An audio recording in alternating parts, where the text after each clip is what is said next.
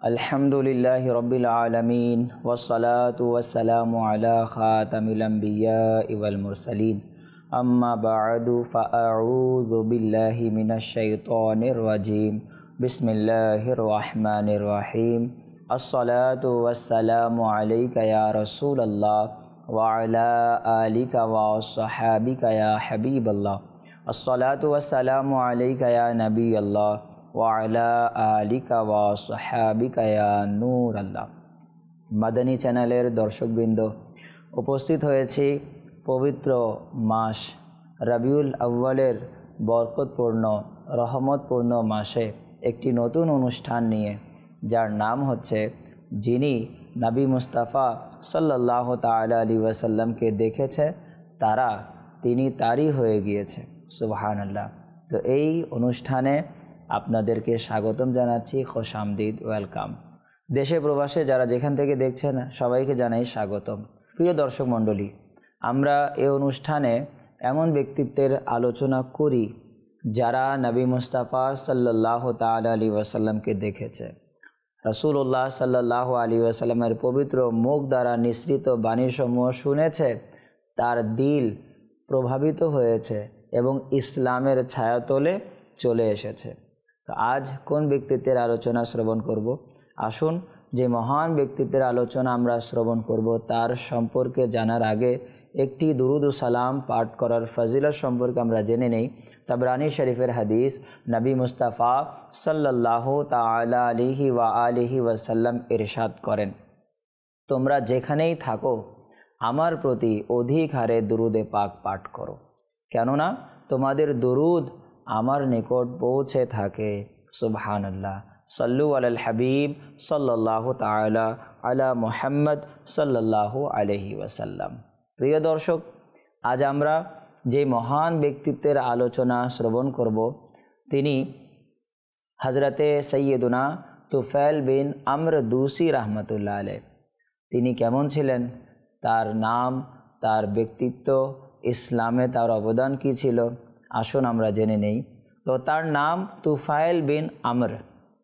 তিনি ইয়ামানের প্রসিদ্ধ দোস গোত্রের মধ্যে একজন। হযরতে সৈয়দুনা তুফাইল বিন আমর রাদিয়াল্লাহু তাআলা আনহু অধিক বুদ্ধিমান, অসংখ্য অভিজ্ঞতা ও জ্ঞানের অধিকারী এবং আপন সম্প্রদায়ের সরদার ছিলেন। সুবহানাল্লাহ। এর পাশাপাশি প্রিয় দর্শক, আরবি ভাষায় বিশেষ পাণ্ডিত্য রাখতেন তিনি। এর সাথে তিনি আরবি কবিও ছিলেন। আল্লাহু আকবার। এত গুণের অধিকারী ছিলেন হযরতে তুফাইল বিন আমর রাদিয়াল্লাহু তাআলা আনহু। তার ঈমান আনয়নের ঘটনাও ঈমান উজ্জীবিতকারী। সুতরাং হযরতে সাইয়েদনা তুফাইল বিন আমর রাদিয়াল্লাহু তাআলা আনহুর ঈমান আনয়নের ঘটনা ওই সময়কার যখন নবী মুস্তাফা সাল্লাল্লাহু তাআলা আলাইহি ওয়াসাল্লাম মক্কাতুল মুকাররমায় ছিলেন, এখনও হিজরত হয়নি। রাসূলুল্লাহ সাল্লাল্লাহু আলাইহি ওয়াসাল্লাম মক্কা নগরীতে দ্বীন ইসলামের প্রচার করছিলেন, আর মক্কাতুল মুকাররমায় অমুসলিমরা ইসলামের বিরুদ্ধে ষড়যন্ত্র করছিল। মক্কার অমুসলিমরা হযরতে সৈয়দুনা তুফাইল বিন আমর দৌসি রাদিয়াল্লাহু তাআলা আনহুর মতো অভিজ্ঞ ও দক্ষ ব্যক্তিকে ইসলাম থেকে দূরে রাখার জন্য নানা রকমের বাহানা কথাবার্তা বলে। আজও আমাদের দেশে দেখা যায় অনেকে ইসলাম থেকে দূরে সরানোর জন্য বিভিন্ন রকমের কমেন্টস, বিভিন্ন রকমের কথাবার্তা বলে থাকে। তো ঠিক তেমনইভাবে মক্কার অমুসলিমরাও হযরতে সৈয়দুনা তুফাইল বিন আমর রাদিয়াল্লাহু তাআলা আনহুকে ইসলাম থেকে দূরে সরানোর জন্য বিভিন্ন রকমের মন্তব্য করত। যখন হযরতে তুফাইল বিন আমর দৌসি রাদিয়াল্লাহু তাআলা আনহু মক্কাতুল মুকাররমায় তশরিফ আনেন, তখন অমুসলিমরা বলল যে ওই মুহাম্মদ সাল্লাল্লাহু আলাইহি ওয়াসাল্লাম অনেক বড় জাদুকর, তার কথা শুনবেন না, তিনি অন্তরকে পরিবর্তন করে দেয়, তিনি জাদু করেন। মাআযাল্লাহ, আস্তাগফিরুল্লাহ। এটা শুনে হযরতে সৈয়দুনা তুফাইল বিন আমর দৌসি রাদিয়াল্লাহু তাআলা আনহু আপন কানে রুই তুলা রেখে নেন, যাতে কারো আওয়াজ, কোনো কিছু তার কানে যেতে না পারে, তিনি কোনো কিছু শুনতে না পারেন। আল্লাহ আল্লাহ। কিন্তু কোরবান যান, তাই হয়। যা মহান আল্লাহ তাবারক ওয়া তাআলা লিখে রেখেছেন।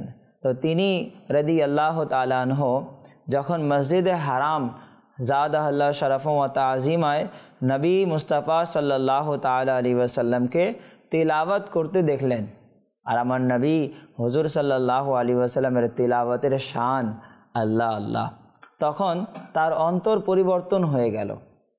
হযরতে সাইয়েদনা তুফাইল বিন আমর দুসি রাদিয়াল্লাহু তাআলা আনহু যখনই প্রিয় রাসূলের পবিত্র মুখ দ্বারা কোরআনের তিলাওয়াত শ্রবণ করলেন, তার অন্তর পরিবর্তন হওয়া শুরু হলো। তিনি মনে মনে ভাবলেন, আমি তো কবি, আরবি ভাষায় বিশেষ পাণ্ডিত্য রাখি, খারাপ মন্দ আমি যাচাই করতে পারি, অন্যের চেয়ে আমি ভালো অভিজ্ঞ রাখি, নিজেই আমি ফয়সলা করতে পারি যে আসলে দিন ইসলাম সঠিক কি না। তাই তিনি রাদিয়াল্লাহু তাআলা আনহু কান থেকে তুলা বের করলেন আর গভীর মনোযোগ সহকারে নবী মুস্তাফা সাল্লাল্লাহু তাআলা আলাইহি ওয়াসাল্লামের পবিত্র মুখ দ্বারা নিঃসৃত কোরআনের আয়াত সমূহ শুনতে লাগলেন। আল্লাহু আকবার। ওই তিলাওয়াত কি ছিল? সূরা ইয়াসিনের আয়াত। সূরা ইয়াসিন, যার ব্যাপারে বলা হয়েছে যে একবার সূরা ইয়াসিন পাঠ করলে 10 বার কোরআন খতম করার সওয়াব পাওয়া যায়। তো রাসূলুল্লাহ সাল্লাল্লাহু আলাইহি ওয়াসাল্লাম সূরা ইয়াসিনের তিলাওয়াত করছিলেন। হযরতে সাইয়েদনা আমর দুসি রাদিয়াল্লাহু তাআলা আনহু গভীর মনোযোগ সহকারে তার তিলাওয়াত শ্রবণ করলেন। আল্লাহু আকবার। নবী মুস্তাফা সাল্লাল্লাহু তাআলা আলাইহি ওয়া আলিহি ওয়াসাল্লামের তিলাওয়াতের আসর এমন হলো যে তার অন্তর গলে গেল। হুজুর সাল্লাল্লাহু তাআলা আলাইহি ওয়াসাল্লামের কদমে হাজির হয়ে তিনি মুসলমান হয়ে গেলেন। সুবহানাল্লাহ, সুবহানাল্লাহ। তো প্রিয় ইসলামী ভাইরা, মাদানী চ্যানেলের দর্শকবৃন্দ, হযরতে সাইয়্যিদুনা তুফাইল বিন আমর দুসি রাদিয়াল্লাহু তাআলা আনহু ইসলামের ছায়ায় এসে আপন সম্প্রদায়ের কাছে দিন রাত পরিশ্রম করেন, দ্বীনে ইসলামের দাওয়াত প্রচারের কাজে লেগে গেলেন।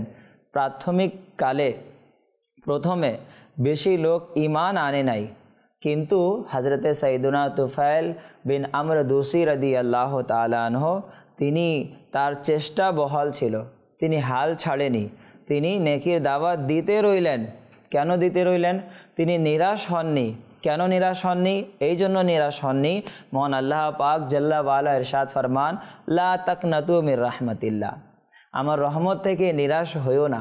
তো ওই বান্দাই সফল কাম হয় যারা আল্লাহ তাআলার রহমত থেকে নিরাশ হয় না। সে দিন ইসলামের কাজে লেগে থাকে। মানুষ বাধা দিবে, মানুষ কথা শুনবে না, তার মানে কি আমি দিনে ইসলামের দাওয়াত দেওয়া ছেড়ে দেব? কখনোই না। তো হযরতে সাইয়েদুনা তুফাইল বিন আমর দুসি রাদিয়াল্লাহু তাআলা আনহু দিন রাত মেহনত করতেন, দিন ইসলামের দাওয়াত দিতেন, দিন ইসলামের দায়ী হিসেবে ইসলামের খিদমত করতেন। প্রাথমিক কালে অনেকে ইসলাম গ্রহণ করেনি, কিন্তু তিনি তার চেষ্টা বহাল ছিল, তিনি মেহনত করলেন, ইখলাস ছিল, নেক আমল ছিল। তার নেকির দাওয়াতের বরকতে অনেক মানুষ দিন ইসলামের ছায়াতলে চলে আসে। আর এই লোকদের মাঝে যিনি সর্বত্র, তিনি হচ্ছেন হযরতে সাইয়েদুনা সাহেবে কাসিরুর রিওয়ায়া আবু হুরায়রা রাদিয়াল্লাহু তাআলা আনহু। আল্লাহু আকবার। আবু হুরায়রা রাদিয়াল্লাহু তাআলা আনহু হযরতে সাইয়েদুনা তুফাইল বিন আমর দুসি রাদিয়াল্লাহু তাআলা আনহুর নেকির দাওয়াতের বরকতে, দ্বীনে ইসলামের দাওয়াতের বরকতে আবু হুরায়রা রাদিয়াল্লাহু তাআলা আনহু ইসলামের ছায়াতলে চলে আসেন, ইসলাম গ্রহণ করে নেন। সুবহানাল্লাহ। আর ইসলাম গ্রহণ করবার পর হযরতে সাইয়েদুনা আবু হুরায়রা রাদিয়াল্লাহু তাআলা আনহুর দ্বীনে ইসলামের প্রতি যে অবদান, তা আমাদের কাছ থেকে লুকায়িত না। আমরা সবাই জানি, সারা বিশ্বে সবচাইতে বেশি যিনি নবী মুস্তাফা সাল্লাল্লাহু তাআলা আলাইহি ওয়াসাল্লামের হাদিসে পাক বর্ণনা করেছেন, তিনি আর কেউ নন, তিনি হচ্ছেন হযরতে সাইয়েদুনা আবু হুরায়রা রাদিয়াল্লাহু তাআলা আনহু।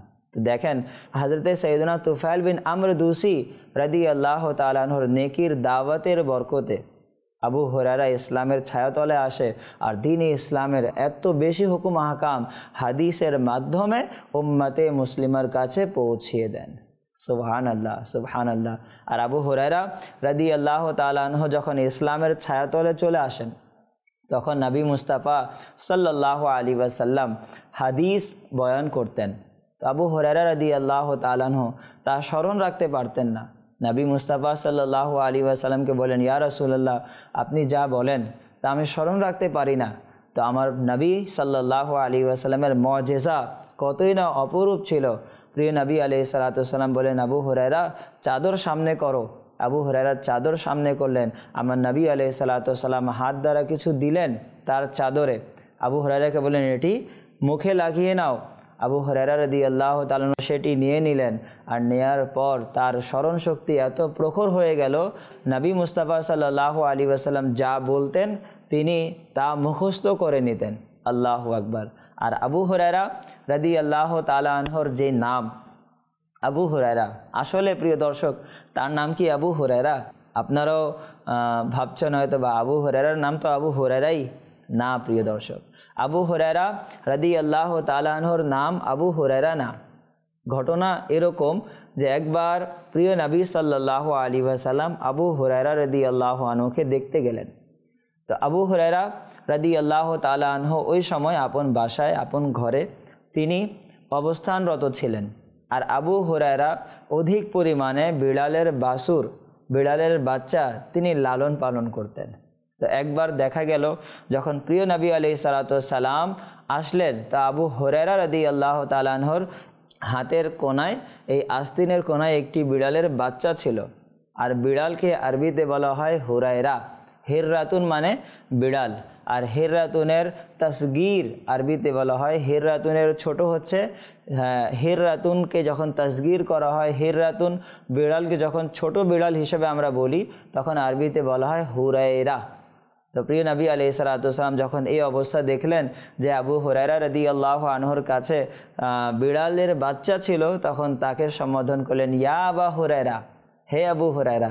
তো এই উপাধি আমার নবী আলাইহিস সালাতু ওয়াসসালামের মুখ দ্বারা বের হলো, এমনভাবে কবুল হলো মহান আল্লাহ পাকের দরবারে। সারা বিশ্বে যখন আপনি জিজ্ঞেস করবেন যে আবু হুরায়রার নাম কি, আসল নাম কি, অনেকে জানে না।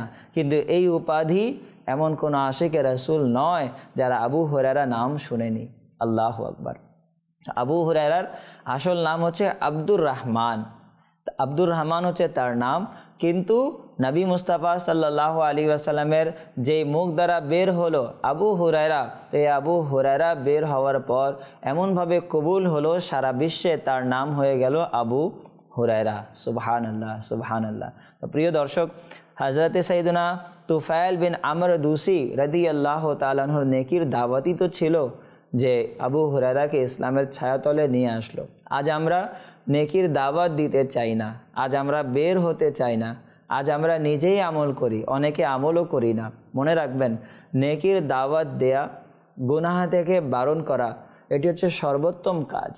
রাসূলুল্লাহ সাল্লাল্লাহু তাআলা আলাইহি ওয়াসাল্লাম একদা মিম্বার শরীফে অবস্থানরত ছিলেন, বসা ছিলেন। এক সাহাবী রাদিয়াল্লাহু তাআলা আনহু জিজ্ঞাসা করলেন, ইয়া রাসূলুল্লাহ সাল্লাল্লাহু আলাইহি ওয়াসাল্লাম, সর্বোত্তম ব্যক্তি কে?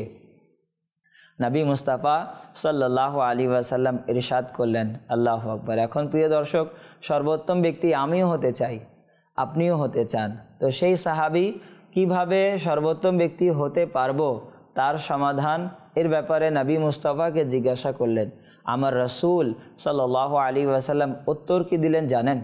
প্রিয় নবী আলাইহিস সালাতু ওয়াসসালাম বলেন যে অধিক হারে কোরআনে পাকের তিলাওয়াতকারী সর্বোত্তম ব্যক্তি, অধিক খোদাভীরু আর নেকির আদেশ দেয়া, অসৎ কাজ থেকে বারণ করা আর আত্মীয়তার সম্পর্ক বজায় রাখা, এই চারটি বিষয় নবী মুস্তাফা সাল্লাল্লাহু আলাইহি ওয়াসাল্লাম বলেন অধিক হারে কোরআনে পাকের তিলাওয়াতকারী, অধিক হারে কোরআনে পাকের তিলাওয়াতকারী, অধিক খোদাভীরু, আত্মীয়তার সম্পর্ক।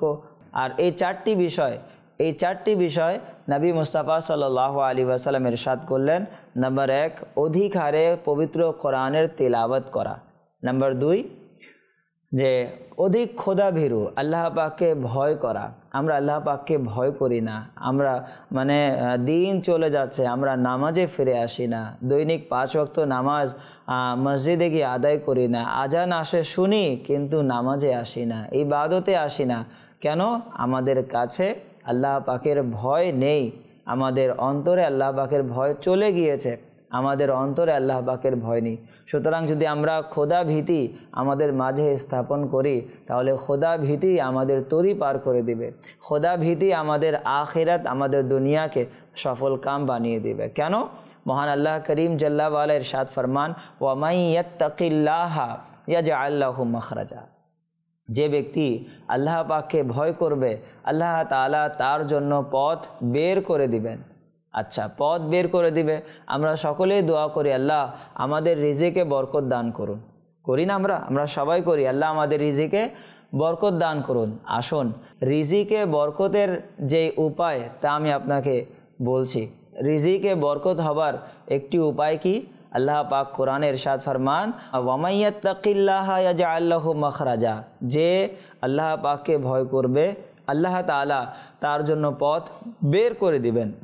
আল্লাহ তাআলা তার জন্য পথ বের করে দিবেন। ওয়া ইয়ারযুকহু মিন হাইসু লা ইয়াহতাসিব। আর এমন জায়গা থেকে তাকে রিজিক প্রদান করা হবে যা তার কল্পনার বাহিরে, সে চিন্তাও করতে পারবে না যে এই রিজিক কোত্থেকে পাচ্ছে। উপায় কি? আল্লাহ পাকের ভয় নিজের মাঝে স্থাপন করা। আর 3 নাম্বার যে আমলটি বললেন সর্বোত্তম ব্যক্তি হওয়ার ক্ষেত্রে, তা হচ্ছে নেকির দাওয়াত দেয়া, গুনাহের কাজ থেকে বারণ করা। আমরুন বিল মারুফ ওয়া নাহয়ুন আনিল মুনকার। সৎ কাজের আদেশ, অসৎ কাজ থেকে বাধা প্রদান করা। সকল নবী রাসূলগণ এই ধরাতে এইভাবে আসলেন। উদ্দেশ্য কি ছিল? নেকির দাওয়াত, গুনাহের কাজ থেকে বারণ করা। তো এই কাজ যদি আমরা করি, সর্বোত্তম ব্যক্তি হিসেবে গণ্য হব। আর নাম্বার 4, যে আত্মীয়তার সম্পর্ক বজায় রাখা। প্রিয় দর্শক, আমাদের সমাজে বর্তমানে দেখা যায় আমরা বন্ধু বান্ধবদের সাথে আমরা সুসম্পর্ক বজায় রাখি। যারা টাকা পয়সাওয়ালা লোক, তাদের সাথে আমরা সুসম্পর্ক বজায় রাখি। তারা উঠতে বললে আমরা উঠি, তারা বসতে বললে আমরা বসি, তাদের খবরাদি রাখি। কেন? সে টাকা পয়সাওয়ালা লোক। কিন্তু আমার পাশে আমার প্রতিবেশী আছে, আমার খবর নেয়ার চিন্তা নেই। আমার আত্মীয় স্বজন আছে, তাদের সাথে আমার কানেক্টিভিটি নেই, তাদের সাথে আমার আলোচনা হয় না। আজ বহুদিন হয়ে গেল, আমরা খবর রাখি না, আত্মীয়তার সম্পর্ক বজায় রাখি না। দিন দিন মানুষ আত্মীয়তার সম্পর্ক ছিন্ন করছে। প্রিয় দর্শক, এক সময় ছিল আমাদের মা বাবা, আমাদের দাদা দাদি, নানা নানি পুরো পরিবারকে একত্রিত করে রাখতেন। কেন? তারা সবার সাথে সুসম্পর্ক বজায় রাখতেন, সবার খোঁজ খবরাদি নিতেন, যার ফলে আমাদের পরিবারবর্গ অনেক সুখ শান্তিতে ছিল। আমরা খুবই আনন্দিত হতাম, খুব ভালো লাগতো। কিন্তু বর্তমানে আমাদের দাদা দাদি যাওয়ার পরে, নানা নানি যাওয়ার পরে এখন খবর নেওয়ার কেউ নেই। আমরা বিজি, আমরা ব্যস্ত। কোথায় ব্যস্ত? মোবাইলে ব্যস্ত। কোথায় ব্যস্ত? বন্ধু বান্ধবদের আড্ডায় ব্যস্ত। কোথায় ব্যস্ত? বাহিরে ব্যস্ত। আত্মীয়তার খবর নেয়ার আমাদের সময় নেই। প্রিয় দর্শক, আমরা যদি চাই আমাদের রিজিক, আমাদের হায়াতে বরকত আসুক, তাহলে প্রিয় নবী আলাইহিসসালামের ফরমান, নবী আলাইহিসসালাম বলেন, যারা চায় যে তার রিজিক এবং বয়সে বরকত দান করা হয়, তাহলে তার উচিত আত্মীয়তার সাথে সম্পর্ক বজায় রাখা। প্রিয় দর্শক, তো এই হাদিসে পাকে 4টি বিষয় বলা হয়েছে: অধিক তিলাওয়াতকারী, খোদাভীরু, সৎ কাজের আদেশ, অসৎ কাজ থেকে বাধা প্রদান, আর আত্মীয়তার সম্পর্ক বজায় রাখা। তো আল্লাহ করিম আমাদেরকে এই হাদিসের উপর আমল করার তৌফিক দান করুক এবং সর্বোত্তম ব্যক্তি হওয়ারও তৌফিক দান করুক। তো প্রিয় দর্শক, বলছিলাম হজরতে সৈয়দনা তুফাইল বিন আমর দুসি রাদিয়াল্লাহু তাআলা আনহুর নেকির দাওয়াত। তো তিনি এই হাদিসের ওপর কতই না সুন্দর আমল করেছেন, যে নেকির দাওয়াত দিয়েছেন, অসৎ কাজ থেকে বাধা প্রদান করেছেন, আমরুন বিল মারুফ ওয়া নাহয়ুন আনিল মুনকার করেছেন। বিধায় দেখুন, আজ তার ইন্তেকাল হয়ে গেল, আজ 1500 বছর, এখনও তার চর্চা, এখনও তার আলোচনা বাকি আছে। তো আমরাও যদি দ্বীন ইসলামের খেদমত করে যাই, আমরা চলে যাব কিন্তু আমাদের নাম বাকি থাকবে। আমরা যদি দ্বীন ইসলামের কোনো খেদমত করে যাই, তাহলে আমাদের এই সদকায়ে জারিয়ার আমল চলমান থাকবে। তো এই রবিউল আউয়ালের পবিত্র মুহূর্তে আমি আপনাদেরকে বলবো যে আমরা এই হাদিসের উপর আমল করি আর নিজের আখিরাতকে সুসজ্জিত করি। আল্লাহ তাআলা আমরা যা শ্রবণ করেছি এর উপর আমল করার তৌফিক দান করুক। হযরতে সাইয়্যিদুনা তুফাইল বিন আমর দূসী রাদিয়াল্লাহু তাআলা আনহুর ঈমান আনয়নের সাদকায়, নেকির দাওয়াতের উসিলায় আমাদেরকেও বেশি পরিমাণে নেকির দাওয়াত দেয়া, অসৎ কাজ থেকে বাধা প্রদান করার তৌফিক দান করুক। আমিন। বিজাহে খাতামিন নবিয়্যিন সাল্লাল্লাহু আলাইহি ওয়াসাল্লাম। মাদানী চ্যানেল দেখতে থাকুন। সাল্লু আলাল হাবিব সাল্লাল্লাহু তাআলা আলা মুহাম্মদ সাল্লাল্লাহু আলাইহি ওয়াসাল্লাম।